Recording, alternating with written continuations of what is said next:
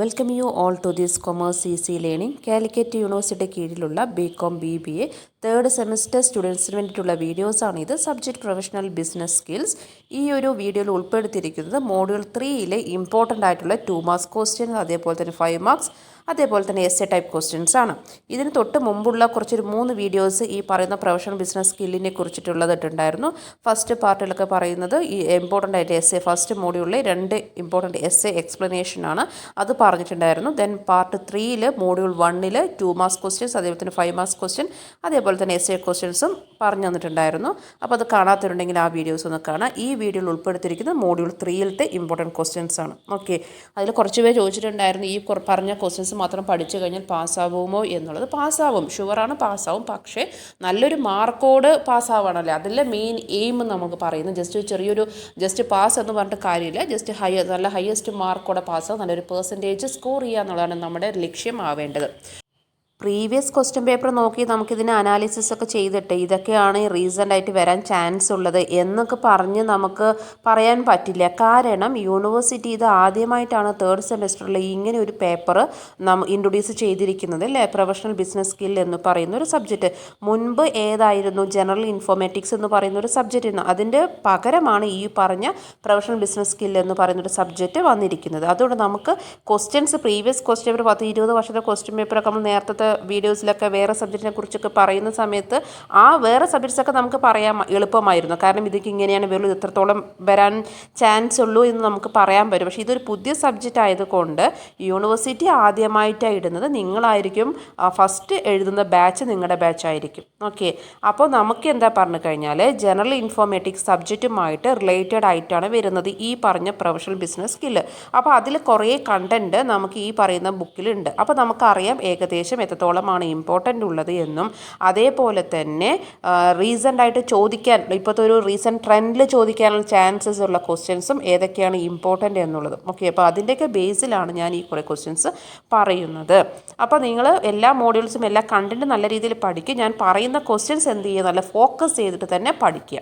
Okay, ഇപ്പോൾ second module അത്രത്തോളം important ഉണ്ട്. കാരണം അതിൽ 2 മാർക്സിലൊക്കെ കുറേ ക്വസ്റ്റ്യൻസ് ഉണ്ട്.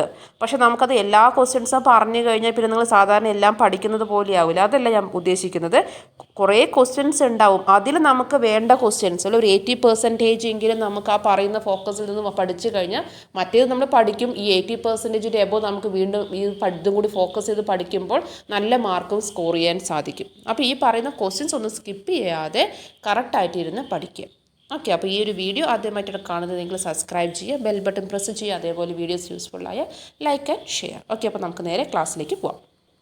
First question, what is data? 2 marks ബേസിൽ. Then second, what are the features of new generation computers? 5 marks ക്വസ്റ്റ്യൻ്റെ ബേസിലായിരിക്കും വരാനുള്ള chance. Then what is descriptive analysis? 2 marks ബേസിൽ. Then what is diagnostic analysis? Then what is predictive analysis? Then what is prescriptive analysis? ഇതെല്ലാം 2 മാർക്സിനും ചോദിക്കാറുണ്ട്, അതേപോലെ തന്നെ 5 മാർക്സിനും ചോദിക്കും. ഒന്നില്ലെങ്കിൽ 5 മാർക്സ് ചോദിക്കുന്നത് എങ്ങനെയായിരിക്കും എന്നറിയും. ഡിസ്ക്രിപ്റ്റീവ് അനാലിസിസും ഡയഗ്നോസ്റ്റിക് അനാലിസിസും തമ്മിൽ ഡിഫറൻസ് എന്താണെന്ന് ചോദിക്കും. അല്ലെങ്കിൽ അത് 2 എണ്ണം കൂടി ചോദിക്കും. അല്ലെങ്കിൽ ഈ പറഞ്ഞ 5 ആറാമത്തെ പ്രിഡിക്റ്റീവും പ്രിസ്ക്രിപ്റ്റീവ് അനാലിസിസും ചോദിക്കും.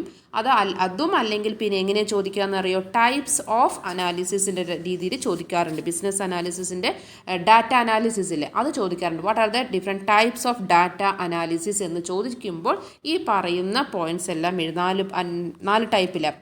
ഏതൊക്കെയാണ്? Descriptive analysis, diagnostic analysis, predictive analysis and prescriptive analysis എന്ന് പറയുന്ന 4 എണ്ണം എഴുതണം. അപ്പോൾ അങ്ങനെയും ചോദിച്ചേക്കാം ക്വസ്റ്റ്യനിൽ കേട്ടോ. അപ്പോൾ നോട്ട് ചെയ്ത് വെച്ചോളൂ. What are the different types of data analysis എന്ന് ചോദിച്ചു കഴിഞ്ഞാൽ you can write these points also. Okay, 7th question, what are the different types of data analysis? 5 marks base ആണ്. Then what are the phases of data analysis? ഈ phases ഒക്കെ എഴുതുന്ന സമയത്ത് correct order ആയിട്ട് തന്നെ എഴുതണം. First point, second point, third point ഏതെങ്കിലും തമ്മിൽ മാറ്റരുത് കേട്ടോ. ഫേസസ് പറഞ്ഞാലും സ്റ്റേജസ് പറഞ്ഞാലും പ്രോസസ്സ് പറഞ്ഞാലും സെയിം തന്നെയാണ്. 5 marks based short answer question.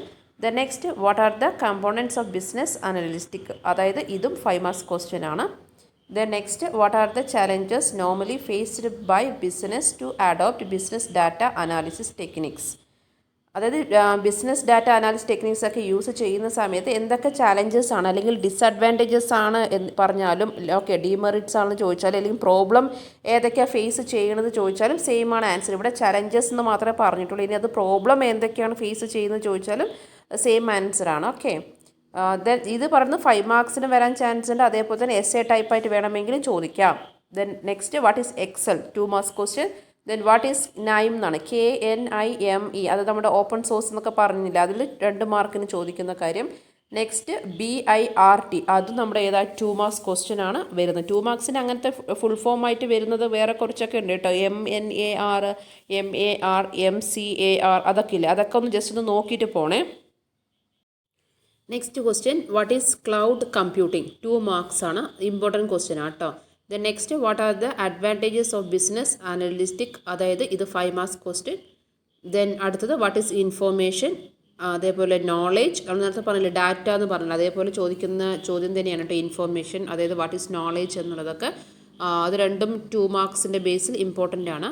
Then next what is internal data, then what is external data, then components of data quality. ഈ internal ഡാറ്റയും external ഡാറ്റയും രണ്ടും ഒരുമിച്ച് ചോദിക്കുകയാണെങ്കിൽ അത് ഷോർട്ട് ആൻസർ ക്വസ്റ്റ്യനും, സെപ്പറേറ്റ് ആയിട്ട് ചോദിക്കുകയാണെങ്കിൽ 2 marks question. Then next components of data quality 5 marks ബേസിൽ ചോദിക്കാനുള്ള ഇമ്പോർട്ടൻ്റ് ആയിട്ടുള്ളൊരു കാര്യം.